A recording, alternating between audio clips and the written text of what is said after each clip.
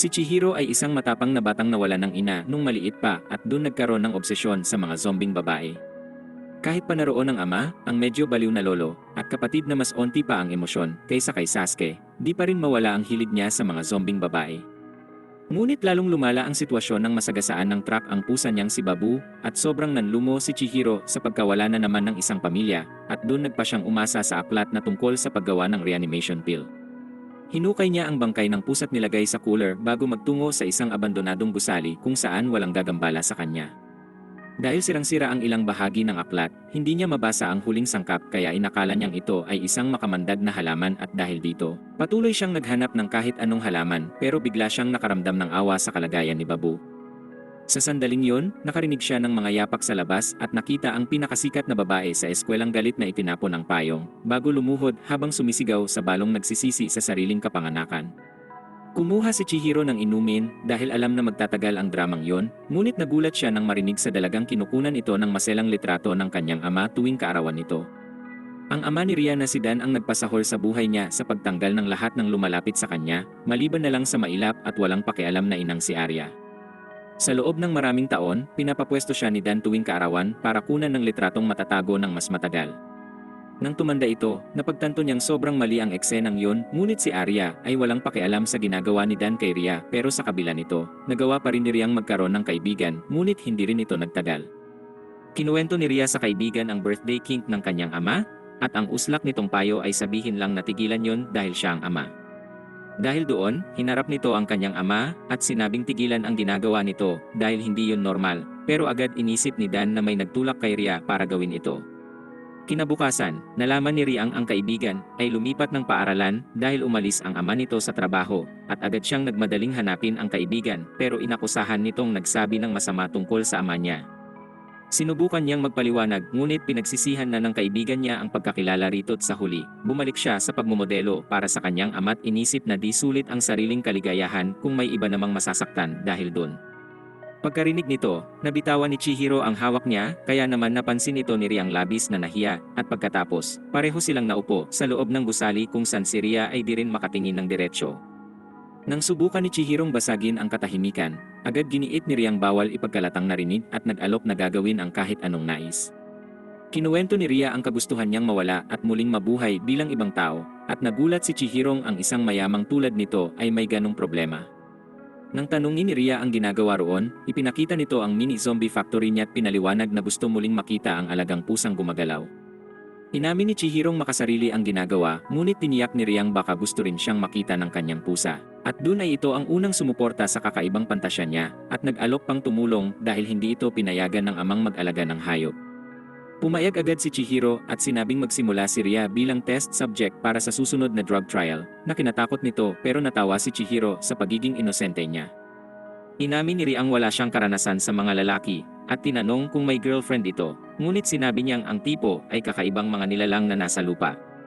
Nang marinig ni Riang ang hilig niya ay mga ganon, sinabi nitong responsibilidad ni Chihiro kapag naging ganap na zombie na talaga siya, walang ideya ang uslak sa sinang-ayunan niya. Ilang araw ang lumipas, tumulong si Ria sa paggawa ng potion, ngunit sinabi ni Chihirong kung hindi pa rin gagana, ay dapat na nilang ilibing si Babu. Nagreklamo rin siya sa pagsubok ng lahat ng makamandag na halamang maisip, pero wala pa rin kaya naman nagkaroon ng ideya si Ria at nagmadaling kumuha ng halaman. Matagal bago bumalik si Ria kaya nagtaka na si Chihiro at lumabas para hanapin siya, kung saan nakita niya itong nakabitin sa bangin kaya agad na niyang sinagip ang uslak. Nang tanungin kung bakit niya nilagay ang sarili sa ganun, sinabi ni Riang ayos lang yon dahil maaari siyang gawing zombie kaya napaisip si Chihiro kung baliw ba talaga si Ria. Pero giniit ni Riang kung sakaling masagasaan siya ng truck, gusto nitong ibalik siya ni Chihiro't iniabot niya ang hydrangea na kinuha, at doon pinaliwanag na kahit kalat ito sa buong bayan ay makamandag talaga yon. Gamit ang nakuha, inihalo ni Chihiro ang lahat ng sangkap at gumawa ng lilang zombie solution, bago ito panandaliang ibigay kay Ria habang inihahanda ang katawan ni Babu at nagpatak ng kaunting likido. Sa kasamaang palad ay walang nangyari, kaya nagpasya si Chihirong sumuko na ng tuluyan, at inaya si Riang tulungan siyang ilibing si Babu kinabukasan. Pumayag si Ria at paalis na ngunit napansin ni Chihirong paika-ika ito, kaya isinabay na siya sa bisikleta at hinatid pauwi kung saan pagdating nila sa malaking estate, bumaba si Ria at pinlanong dumaan sa mga halaman upang hindi makahalata ang ama niya. Nang maghiwalay na sila, makikitang nanonood si Dan mula sa mansyon, kaya nang lumabas si Ria mula sa mga halaman, ay sumalubong siya at sinampal ang anak. Samantala, pag-uwi ni Chihiro ay nadatnan niya ang pinsang si Ranko, na nag-aabang upang alamin ang mga pinuntahan niya at nag-away sila sa cooler, ngunit nang mabuksan ito ay lumabas si Babong may kulay pulang matang para bang karakter sa Pet Sematary. Sa bahay ni Ria, binunyag nitong kumuha siya ng bahagi ng mixture, at dahil pinagbawalan na rin siya ng amang lumabas ng bahay nila, nagdasal siyang lason yun at ininom ng sagad sa pag-asang tatalab ang kinuha. Kinabukasan, nadismaya si Riang nagising pa siya habang kumakain ng almusal, pinagsabihan siya ng inang baka masira ang reputasyon niya dahil sa paglabas nito ng di nagpapaalam. Nang maiwan sila ng amang may di nakakatuwang trip, humingi ito ng tawad sa pagsampal, ngunit sinabi ring dapat lang yun, bago siya utusang magpalit ng uniform, dahil magho-homeschool na siya mula ngayon.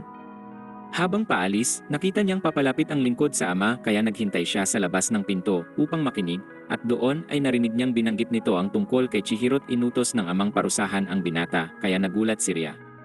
Samantala, sinubukang kunin ni Chihiro si Babu sa puno habang sinisermunan ni Ranko sa pagpasok sa ganon, lalo na't anak siya ng pari. Kung saan di sigurado ang mga babae kung dapat batong parusahan, ngunit iginiit niyang mabuting bagay ang muling pagkabuhay ni Babu. Sinabi ni Rankong parang may kakaiba sa pusa at tinanong kung sigurado siyang hindi ito susugod sa mga tao gaya ng zombie, kaya tiniyak ni Chihirong hindi yun magiging Walking Dead ngunit biglang tumakbo si Babu ng mabilis kaya sinundan nila ito. Matapos nilang iwan si Miro, tinanong ng baliw na lolo kung ano ang kaguluhan, kaya sinabi ni Mirong na buhay uli si Babu kung saan makikitang dinagulat ang tila nabubulok ng matanda. Kasabay nito, patuloy na sinundan ni Chihiro Tranko si Babu hanggang pumasok sa butas at tumalon si Chihiro para sumunod at samantala, muling pumuslit si Ria kung saan nakita yon ng kanyang ina. Ngunit di ito pinansin at umasang magkaroon ng kaunting oras kasama ang asawa pero malamig siyang tinalikuran at sa butas. Patuloy na sinundan ni Chihiro si Babut na ipit si Ranko dahil sa laki ng balakang na di napansin ni Chihiro. Nang makalabas roon, natuklasan niyang nasa ilalim siya ng estate ng mga sangka, at sa paaralan, nagreklamo ang mga kaibigang si Moji at Yasutaka sa pagiging birhen nang bigla silang tinawag ni Ria sa bakod. Halos mawala roon ang huling dignidad ni Yasutaka, ngunit nang hanapin ni Ria si Chihiro, nanlumo ito dahil hinahanap siya at pinilit alamin ang rason kung ba't nais makita, kaya nahihiyang sinabi ni Riang may nais gawin sa mismong alaga nito. Umalis ito nang walang kahit anong paliwanag at nagpatuloy si Ria sa paghahanap kay Chihiro, habang sinusubaybayan naman ng driver na nagbibigay ng update sa kanyang ama. Samantala, natagpuan ni Chihiro si Babung kumakain ng ilang mga dahon ng hydrangea at nang tumingin sa paligid, napagtanto niyang yun din ang lugar kung saan muntik nang mapahamak si Ria dahil usla. Pagkatapos nun, bigla naman niyang nakita si Riang naglalakad sa gilid ng bangin, na sinisisi ang sarili sa perwisyong dinulot, ngunit lumitaw ang kanyang ama sa likuran at sinabing handa itong patawarin sa hindi pagsunod sa kanya kung uwi ito sa bahay nila. Tumanggi si Ria sa kabalbalan nito at iginiit na karapatan niyang magkaroon ng kalayaan, kahit gaano pa man yun kaliit, ngunit di nagpaawat ang ama niya at pilit itong hinila pa uwi habang nagmamakaawang magkaroon ng isang araw. Inakusahan siya ng amang gusto lang makita si Chihiro, ngunit biglang napansin ang zombie cat sa likuran, na agad namang nakita ni Ria at tumakbo patungo rito dahil nagulat na gumana ang mixture nila. Bago pa man siya makapagsalita, mabilis na tumakbo ang ama niya upang tapusin ang pusat sa sandaling yon, pumagit na si Ria upang protektahan si Babung na uwi sa aksidenteng pagkatulak ng ama sa kanya. Pinanood ni Chihiro ang pagbagsak ni Ria sa mga batot pagkapunit ng katawan sa mga halamang hydrangeang nagbigay ng trauma ditong walang therapy ang gagamot. Habang nakatingin, naalala niya ang mga pakiusap ni Riang ibalik siya pero hindi niya magawa ito at napaiyak na lang roon, ngunit biglang natupad ang lahat ng zombie fantasy ni Chihiro nang marinig na tinatawag siya ni Ria. Napagtanto ni Chihirong muling nabuhay si Ria at sinabi nitong panahon na para akuin niya ang responsibilidad, kung saan nang makita ng ama nitong bumangon siya ay inakalang milagro yon at giniit na dalhin sa ospital. Ngunit nang hawakan, napansin niyang wala tong pulso at nakita ang mga bituka nitong nakalawit habang kinukumpirma ang bangungot at sinabing wala na talaga siya. Habang naglalakad, masayang sinabi ni Riang hindi na siya anak nito dahil hindi na rin makukonsiderang taot sa puntong yon, bumuho ang mundo ng ama niya kung saan naiwan na lang ang koleksyon ng mga larawang kinuha sa mga taon. Nagsimulang mag-usap ang mga katulong na tumakas si Ria dahil sa isang lalaki nang marinig yun ni Arya. Galit siyang pumasok sa banyo at tinanong sa asawa ang nangyari. Malungkot na inamin ng asawang wala na si Ria at muling nabuhay, ngunit inakala ni Aryang lasing ito, kaya hindi inintindit mas nag-alala pa sa posisyon niya bilang chairman ng paaralan. Tinanong niya kung nasan si Ria at sinabi ng bootleg Alfred na marahil kasama si Chihiro, kaya nang marinig ni Dan, inakusahan niya si Chihirong ugat ng lahat ng problema niya. Nangako si Dang palalayain si Ria dito't lilinisin ang katawan, pati kaluluwa't samantala. Maingat na tinahi ni Ria ang sugat niya at masayang walang nararamdamang kahit anong sakit. Sinubukang ipaalala ni Chihirong isa siyang literal na walking dead, at nagtaka kung ba't parang wala lang rito, pero masaya lang si Riang unang beses na nasa kwarto ng lalaki. Paglaon, sumilip siya sa labas ng bintana at nagbigay kay Chihiro ng libreng tanaw sa zombie plot, ngunit naantala siya nang ituro ni Ria si Babong nasa puno. Natuwa si Chihirong bumalik si Babu at napansing normal na ang mga mata nitong di tulad nung unang nabuhay, at nang magmeow si Babu, naintindihan ito ni Ria kaya naman nagulat si Chihiro. Natukoy niyang baka sa pagiging zombie yun, at napagtantong hindi gaanong nagbago ang personalidad nila kahit mga bangkay na lang silang medyo kinadismaya nito. Tinanong niya ang ibig sabihin ni Ria sa responsibilidad at pinaliwanag nitong gusto niyang maranasan ang mga normal na ginagawa ng babae, ngunit muling nadismaya si Chihiro. Napansin ni Riang di ito interesado kaya bigla niya tong hinila at dahan-dahang lumapit, ngunit bago magdikit ang kanilang bibig, biglang sumingit si Ranko sa labas. Pinagalitan siya ni Ranko sa pag-iwan nito sa kanya sa butas at nagpumilit itong umakyat, pero sinabi ni Chihirong siya na ang bababa't sinabi kay Riang wag aalis. Habang mag-isa, nagsimulang mag-isip si Ria kung ano talaga ang plano kay Chihiro at nakaramdam ng kakaiba sa kanyang bituka. Sa labas, pinagalitan siya ni Ranko sa pagiging pabayat, tinanong kung kumusta si Babu, kaya sinabi ni Chihirong di ito nanakit, pero ang bagong tanong ay kung mananatili tong immortal. Biglang dumating si Yasutaka at Moji at agad kinulit ni Yasutaka si Chihiro sa pagkikita nila ni Riang. Ikinagulat ni Ranko, ngunit nagpasalamat si Moji dahil wala ng obsesyon si Chihiro sa mga zombie.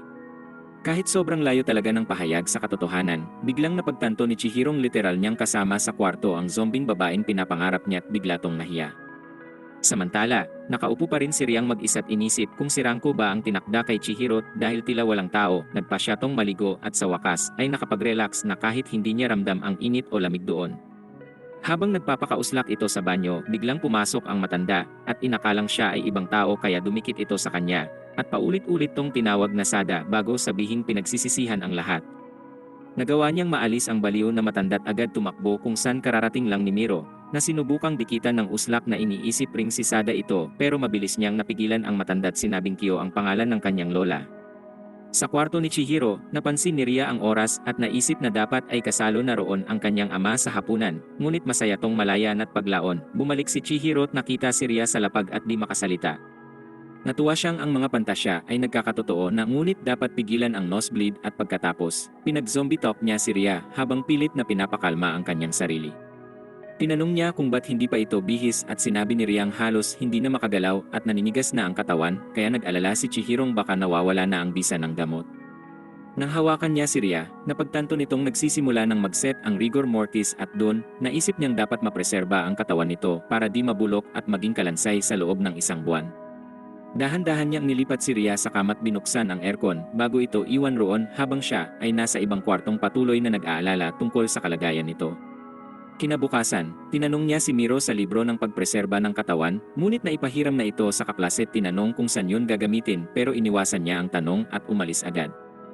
Napansin ni Mirong may kakaibang nangyayari pagkatapos, pinagbawalan ni Chihiro ang sinumang pumasok sa kwarto, pero alam na di yun sapat para mapanatili ang lihim, kaya nagpa siya tong itago si Ria sa may closet. Habang hinihila ang naninigas nitong katawan sa closet, nadulas siya at nadapa sa tabi nito at napaisip ng kung anong bagay, ngunit nang marinig na tinatawag siya ng ama, ay agad nitong tinago si Ria sa closet. Sinabi niyang mawawala rin ang paninigas ng katawan nito sa gabit di tumugon si Ria, ngunit narinig niyang kumulo ang tiyan nito dahil gutom, kaya nangako siyang bibigyan ito ng pagkain kapag nakagalaw na siya.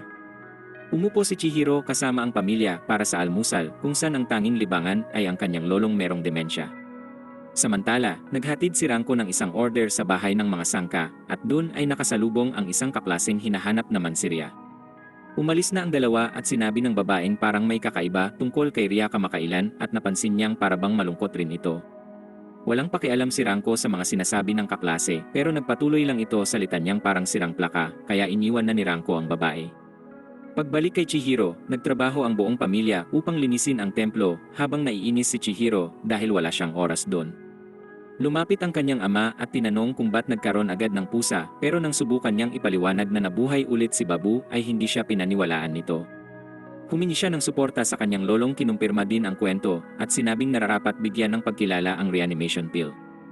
Sa puntong yun, napagtanto ni Chihirong alam ng lolo ang tungkol dito at sinubukang tanungin ang ibig sabihin, ngunit itinanggi lang ng kakaibang matandang may nabanggit siya. Pagkatapos, naisip ni Chihiro kung ang lolo ang responsabli sa paggawa ng gamot at kung may paraan para mapanatili ang reanimated flesh.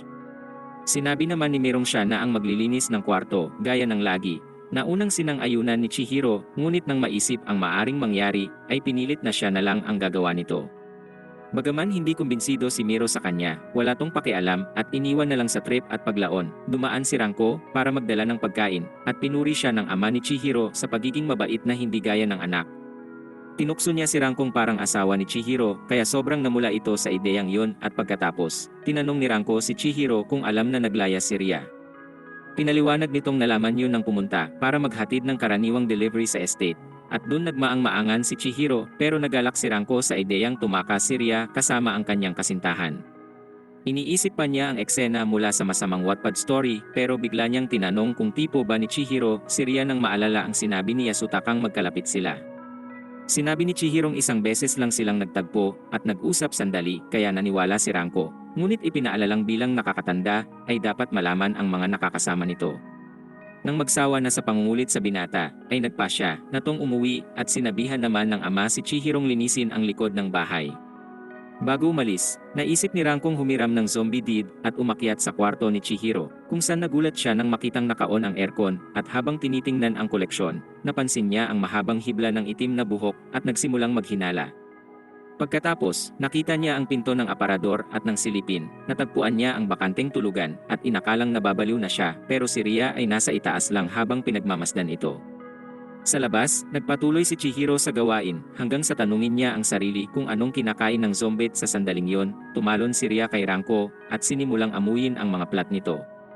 Sinubukang itulak ni Ranko si Ria, ngunit nang mapansing nasugatan siya, naisip nitong may mali, at naalala si Babu habang unti-unting nabubuo ang katotohanan bago punitin ni Ria ang damit ni Ranko kaya napasigaw ito.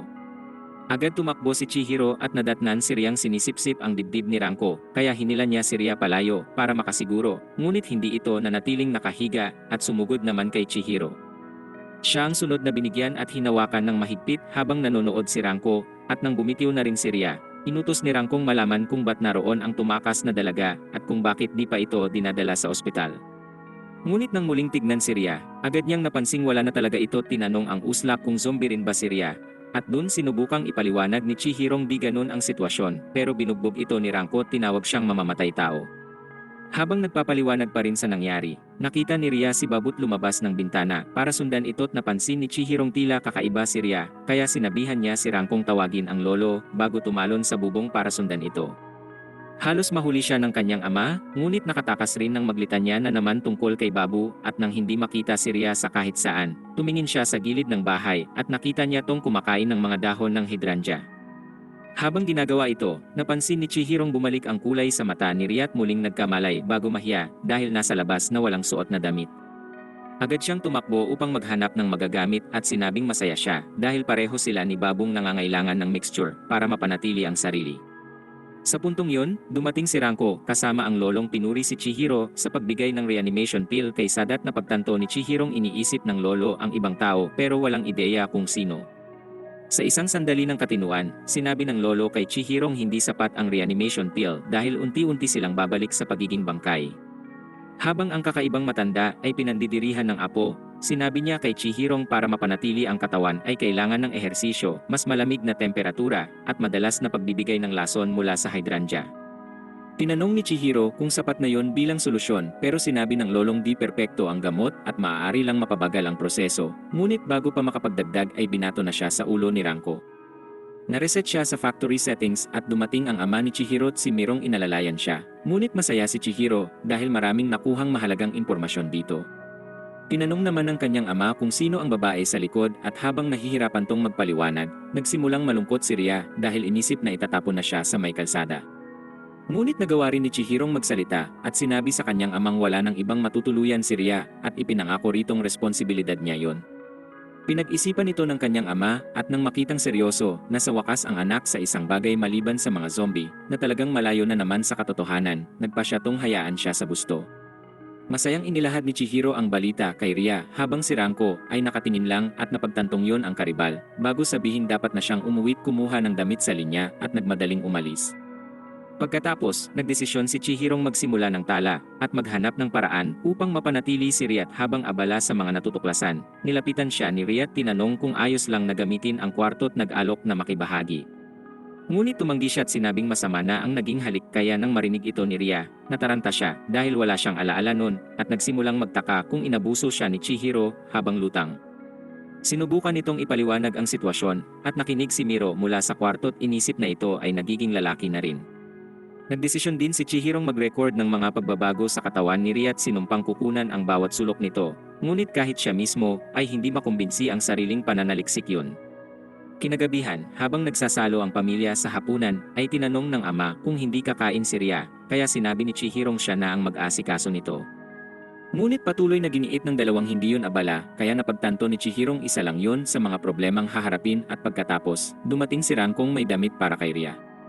Tiniyak ni Chihiro kay Rankong wala talagang namamagitan sa kanila ni Ria at nang bumalik siya sa taas, nakita niya si Ria at babong kumakain ng mga dahon ng hydrangea kaya halos maawa rito. Nang gabing yun, naglakad silang dalawa bilang bahagi ng kanyang ehersisyo, at habang nagpapatuloy, inisip ni Chihirong kahit inakala niyang natagpuan na ang sitwasyong matagal ng pangarap ay kumikilos lang ng normal si Ria. Habang naglalakad, pinagmamasdan sila ng driver ng sangka pero hindi nila ito napansin at dun sinabi ni Ria kung gaano kasaya't nagpasalamat kay Chihiro dahil nakuha ang kalayaan kahit bilang isang zombie. Sa kabila ng problema sa dekomposisyon, pinangako ni Chihirong patuloy na akuin ang responsibilidad ngunit habang pauwi, patuloy siyang nag-iisip sa mangyayari pag hindi nakapanahunan ng mga hydrangea. Sobrang lalim ng pag-iisip nitong muntik na siyang mabangga ng sasakyan, kaya sinubukang tulungan ni Ria, pero masyadong napalakas at nauwi sa sugat kaya nagdesisyon tong dilaan yun para linisin. Ngunit may nangyaring kakaiba ng gawin yun at samantala, naglakad pauwi si Rankot inisip kung ba't ginagawang third wheel ni Chihiro at paglaon. Pinilit si Chihirong tumulong sa restaurant nila Ranko. Tinukso ito ng kanyang ina dahil para silang mag-asawa at nang sandaling yun, nadula si Ranko pero nasalo siya ni Chihiro at naging awkward ang sandali ngunit nang humiwalay ito agad sa kanya, ay nadismaya rin si Ranko. Naglakad siya palayot na isip kung paano sila unang nagkakilala nung umiiyak sa sementeryo, kung saan inabot ni Chihiro ang kamay at hinatid palabas nang di nagpapakita ng takot. Kinabukasan, nalaman niyang magpinsan pala sila, kaya mas naging determinadong makipagkaibigan rito, at nang umakyat sila sa taas, sinimulan nito ang pelikulang akalang masaya. Ngunit nagdulot lang ito ng bangungot kay Ranko ng ilang linggot matapos tumakbo't magtago pero di pa rin pinansin, umalis siya at pinatay ang TV bago sabihin lumabas na lang silang dalawa.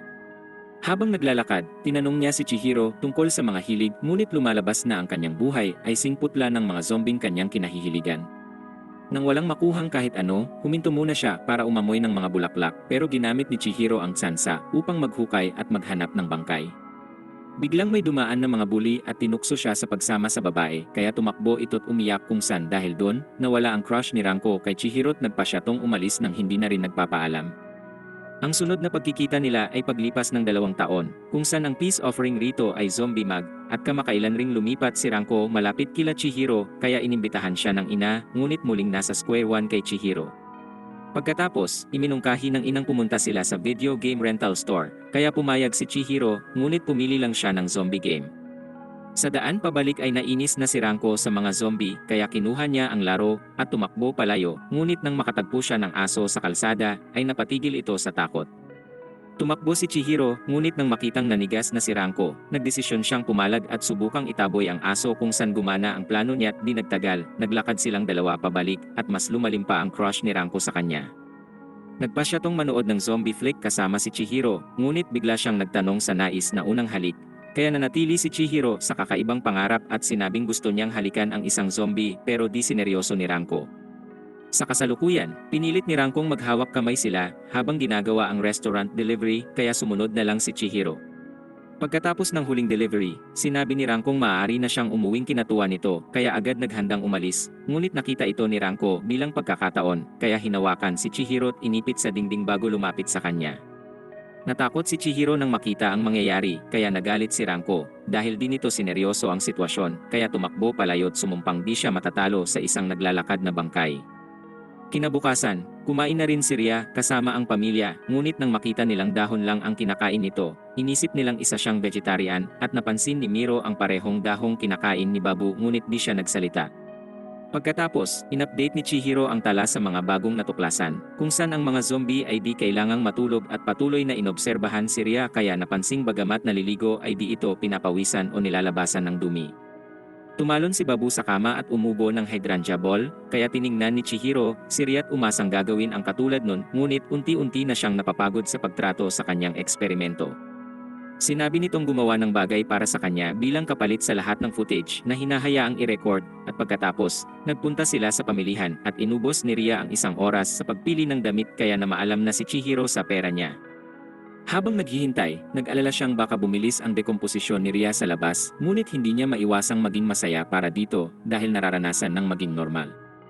Samantala, naligo si Ranko sa isang bathhouse at naalala ang pangako niyang makuha si Chihiro, ngunit nang maalala nitong tila seryoso talaga si Chihiro kay Ria ay nakaramdam siya ng lungkot.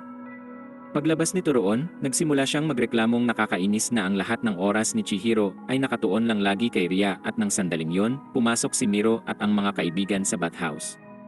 Tinanong ni Ranko kung naroon si Chihiro, ngunit nang malaman na abala ulit sa ganap kay Ria, nagdesisyon tong manatili kasama ang mga bata't iyabang sa kanila ang kanyang hubog. Pagbalik sa mall, nakapili na si Ria ng isusuot at hindi napigilan ni Chihirong mamula sa kung gaano ito kaganda. Ngunit habang naglalakad ay sinundan sila ng isang misteryosong lalaking inuulat kay Dan ang impormasyon. Habang ang iba pa sa grupo ay patuloy na sumusunod sa dalawa, inutos ni Dang isa katuparan ang plano kapag naiwan na si Ria at pumunta sila ni Chihiro sa isang horror house kung saan nagulat si Ria nang makitang takot si Chihiro.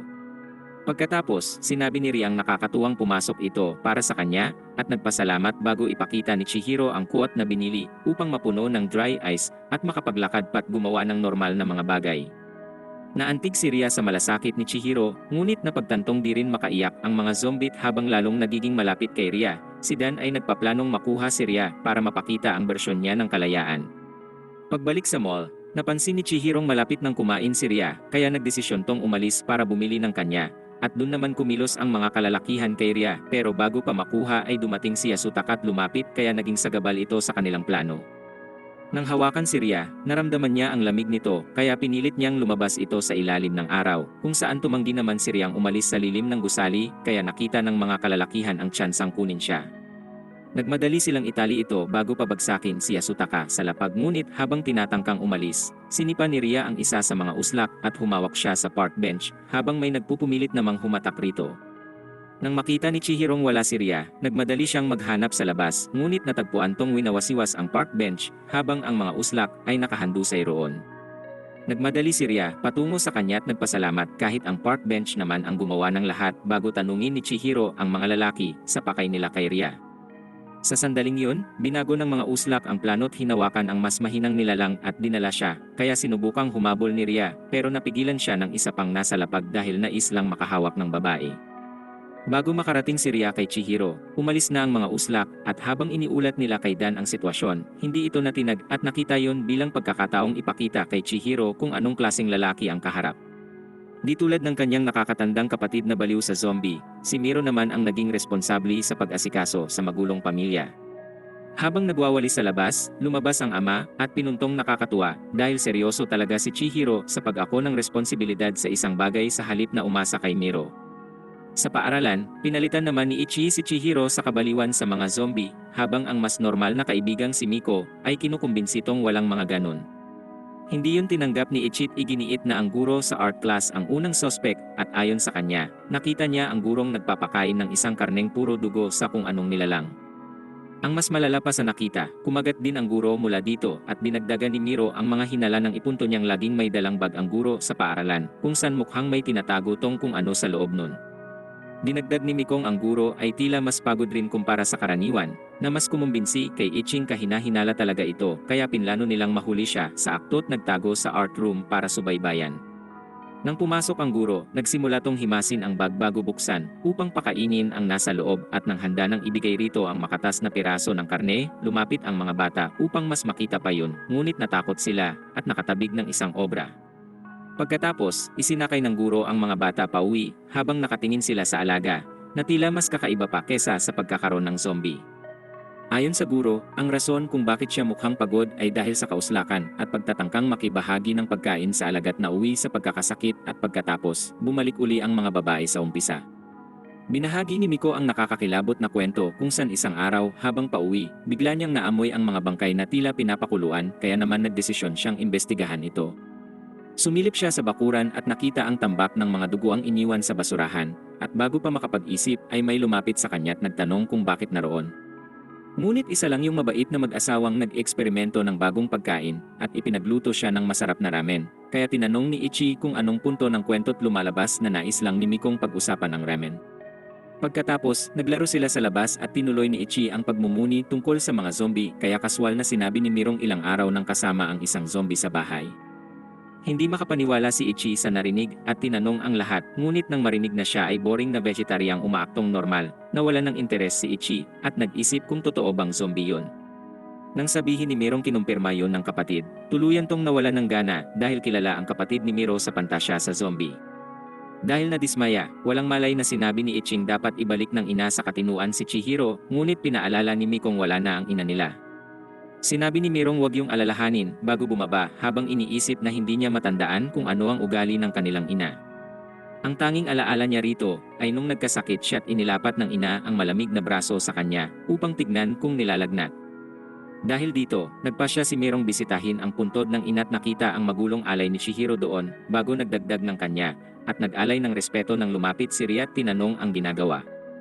Matapos malaman ang tungkol sa ina, pinuri ni Ria si Miro sa pag-asikaso nito sa mga gawaing bahay at pagkatapos, nag-alok siyang tulungan ito at napansing may pagkakahawig ang itsura ni Ria sa kanyang ina.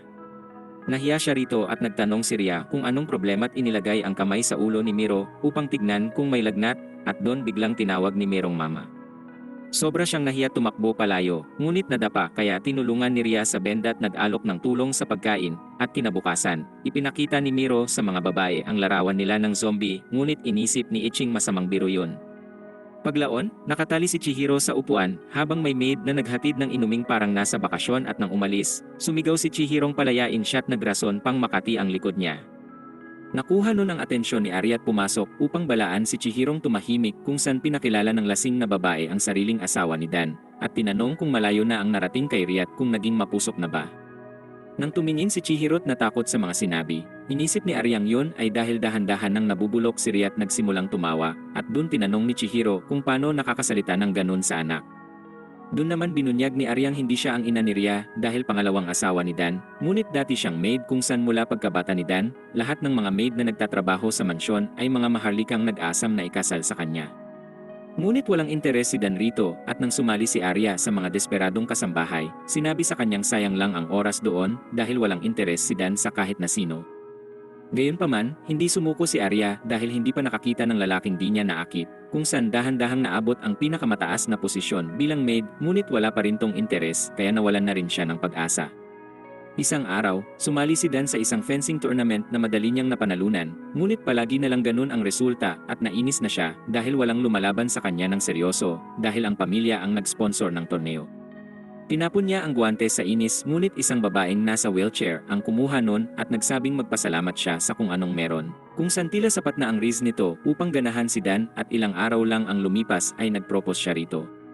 Mas gusto pa ng buong pamilya ng sangka na mag-asawa si Dan ng pakawala kaysa sa babaeng may mahinang katawan, ngunit matapos magbantang iwan ang pamilya ay nakuha rin niya ang nais. Ngunit pagkatapos ipanganak si Ria, pumanaw ang babaeng nagdulot kay Dan ng matinding depresyong, halos makukumpara na siya sa zombie, ngunit nagsikap si Aryang alagaan siya at pasiglahin muli.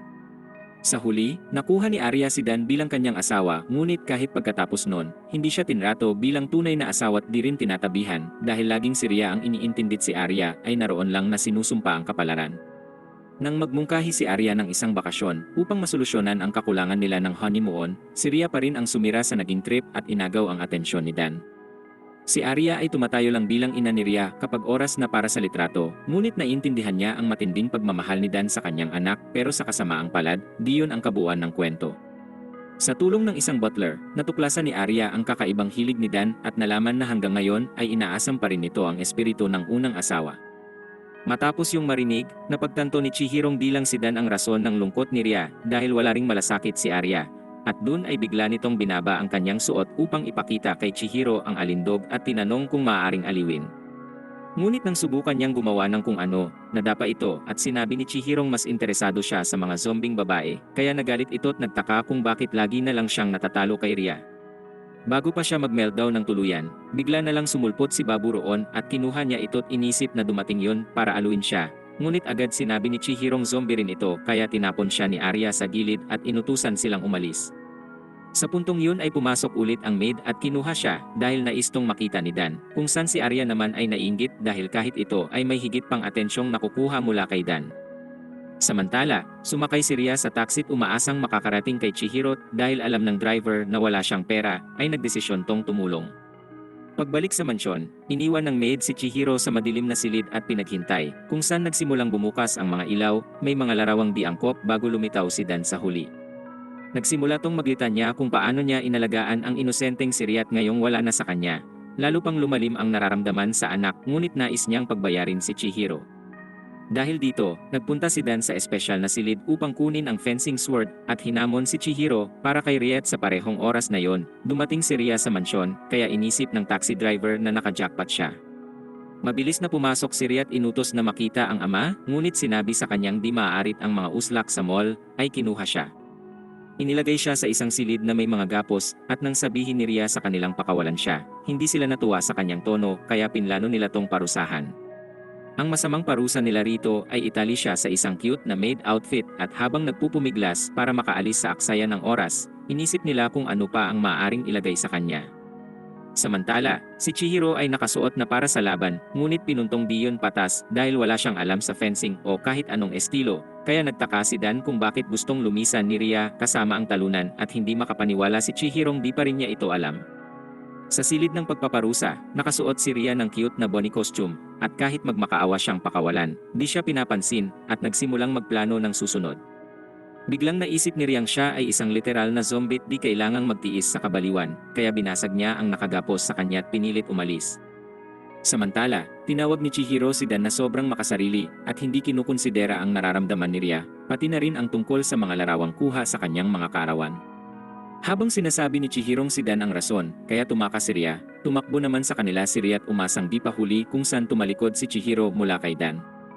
Patuloy itong naglitanya tungkol sa pagkabigo bilang isang asawa at ama pati na ang tungkol sa yumaong asawa, at di na rin nakakagulat ng saksakin ito ng fencing sword ni Dan kung saan dumating si Ria at nakita ang nangyari. Inisip ni Dang nanalo siya ngunit bigla tong hinawakan ni Chihiro at inumpog ang baliw na uslak. Pero imbis na masaktan sa naging pinsala ay nag-fangirl ito sa suot ni Riang bunny outfit na dumagdag rin sa kakaibang mga hilig ng loko. Hindi matanggap ni Dan ang nangyayari at nagtanong kung bakit hindi nasaktan si Chihiro sa sandaling yon, naalala ni Chihiro nang dilaan siya ni Ria. Natukoy nitong marahil ang laso ni Ria ang dahilan ng pagiging kalahating zombie kaya di nasaktan at pagkarinig nun, sumugod si Dan upang tapusin siya ngunit pinigilan ito ni Riang sinabing kailangan na nitong dumaan sa kanya ngayon.